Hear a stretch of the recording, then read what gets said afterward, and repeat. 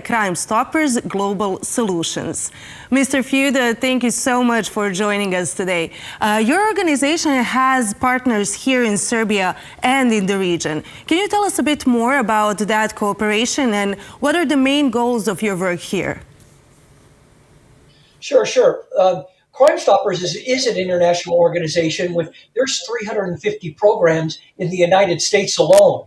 And they're in 35 countries. So we decided, after me working in Banja Luka, Bosnia for 14 months, and we decided that this would be a good opportunity to get Crime Stoppers into the Balkans. But we realized that Serbia was basically the leader in the area. So it took us 2 years to build the trusted relationships.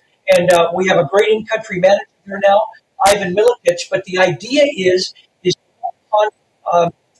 to help stop transnational crime at the source or the transit routes. So we randomly picked 7 crimes: human trafficking, terrorism, illicit trade, arms dealing, drug smuggling, cybercrime, and bank fraud. And we've been asked by the Serbian government to add missing children, which definitely makes sense, and also domestic violence, because we realize that that's an issue in the region. And we're hoping that because people can report anonymously, that they will report crimes like this as well. And based on your international experiences, what should and could countries like Serbia implement in their day-to-day lives so we can prevent crimes and work on our solutions, basically? Sure. To prevent crime and to keep communities safe, it takes a village. So we want people to feel comfortable, for whatever reason they don't want to talk to the police, that they have an avenue that they can report crime anonymously through us, that we pass on to trusted law enforcement. And it seems to work well. And we even notice here in the States that a lot of the people in the tips we get are other criminals that know about something that don't want to come to the police. So this gives everybody an avenue to report suspicious activity and important crimes that the police should know about.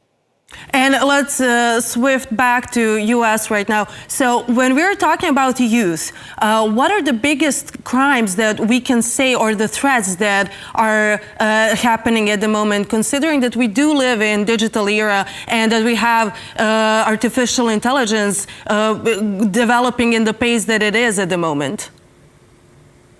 Sure.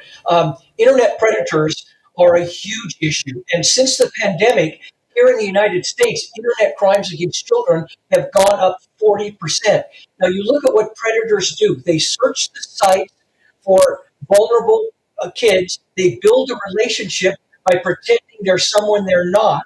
And by scouting the children, then they manipulate them and then trap them. And what they bring them to their app of choice, and then they learn everything about the child, and then they ask for an explicit photo of the child.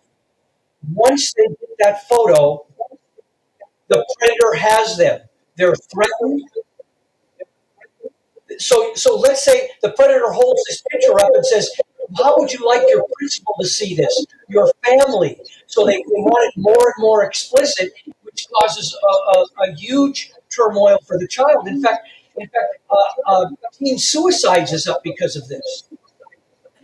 When we talk about consequences, can we even name just a few when youth joins crime networks globally?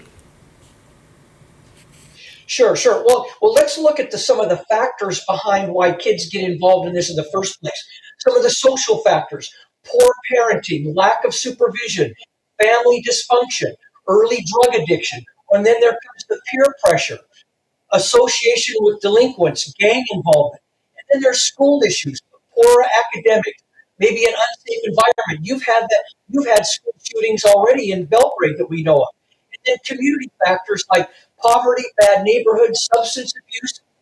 And then throw in the pandemic, where the digital socialization becomes a problem, where they're not interacting with people. So you can see how the big problem builds amongst children. And do we even know, are we aware how important the international network for security reasons are basically making our day-to-day lives safe? Are we even aware of how important that is?